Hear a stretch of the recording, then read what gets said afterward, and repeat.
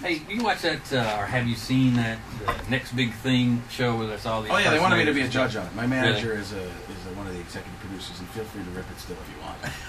I've only seen it one time, and it was when they were announcing who was coming back. And I saw one sketch, though. It was Ralph Cramden and Ed Norton, and it was... They were good the first time they were on. I saw them, and I saw them later, and it didn't work as well. Mm-hmm.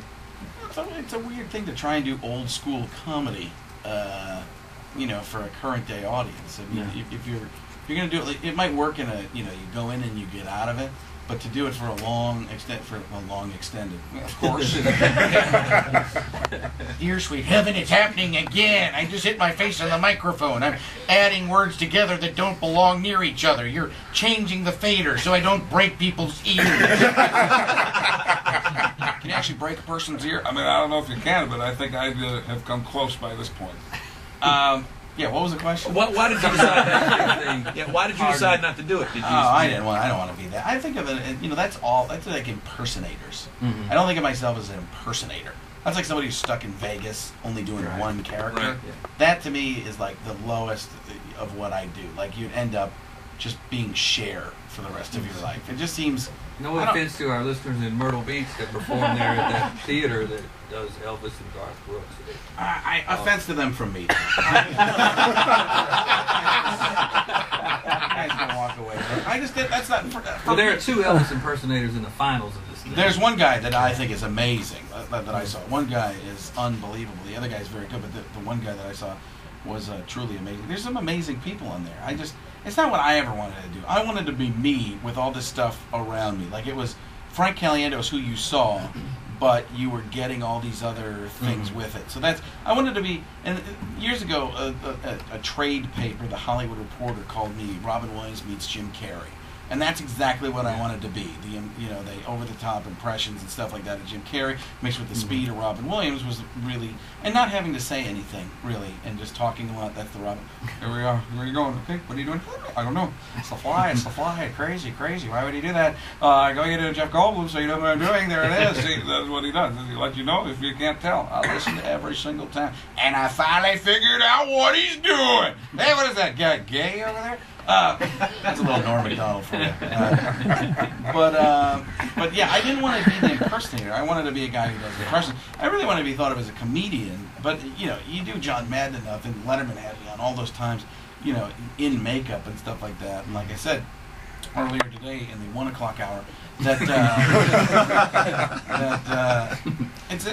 not really what I do. But when Letterman calls, it's not like Dave calls me. Hey, Frank, could you come in? No, it's like one of his people calls. Right. But to do that, that's not what I wanted to do. I wanted to be me presenting, talking about like the fact that, in this country it's amazing because just think of this: Tony Danza had a talk show. Where else? Hey, how's it going? You ever hear his talk show? Was probably the worst thing I'd ever heard. Was just he asked the questions he asked of people were terrible. He'd be like, "So, Ace and TJ, you guys are on the radio, huh? You guys use microphones? Like, who doesn't know? Like, you think they can just talk really loud? What do you think? It was just that kind of stuff. He cooked on every show, though. He had a cooking show. Well, I love to cook. I'm Italian, huh? Any Italians in the audience? That's how we get applause. Like, who here? Anybody from Milwaukee? Huh? Anybody? Did he dance once or something? I thought I saw him dancing one day. Yeah, he did. He didn't have any guests. It was just cooking and dancing. He seems like a nice guy. Listen, nobody showed up today for the show.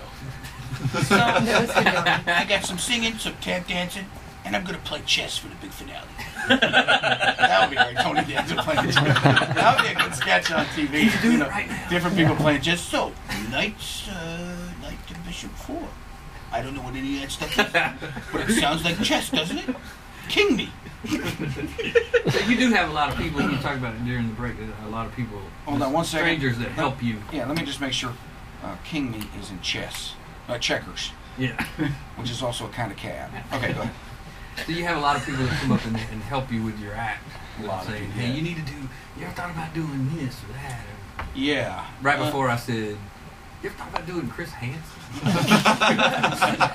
I don't have it.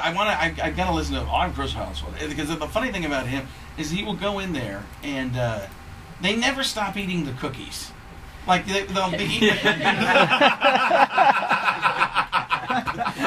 Hi, I'm Chris Hansen. Yeah. You're on the date line? Yes. How are those cookies? Are these raisins in there? These are really good. What's going on? You know what's going on right now? I might have, I am there, yeah, but those are good cookies.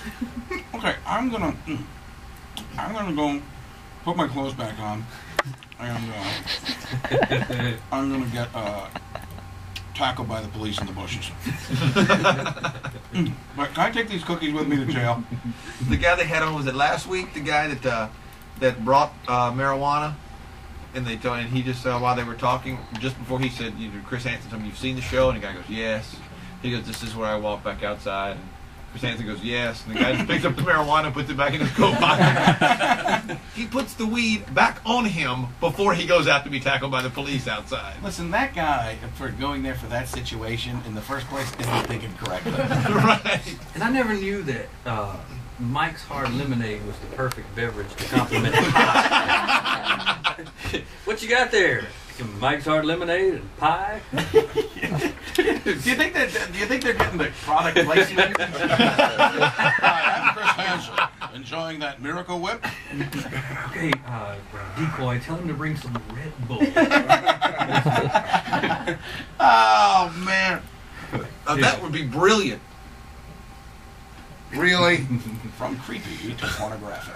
Not brilliant, but I mean, from a strictly business standpoint, if they did start having the Decoy name specific items, that would be. I'll be quiet. Apparently nobody else. I think that would be, That would be smart. I don't know who wants their product linked to child pornography. We can find somebody. Larry Flint's got to have something. Oh yeah, whatever you want, put it on there. That's my Larry Flint, guys. Thank you. I hold on. I'll clap for myself.